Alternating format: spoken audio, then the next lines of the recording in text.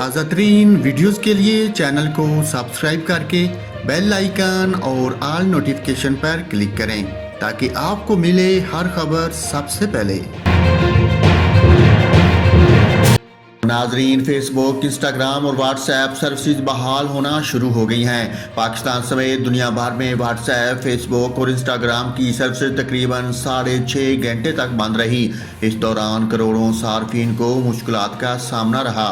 پاکستان میں what's app کی services پیر کی رات تقریباً 8:45 پر بند ہوئی تھیں۔ ماہرین کا کہنا ہے کہ فیس بک بند ہونے کی وجہ اب تک معلوم نہ ہو سکی۔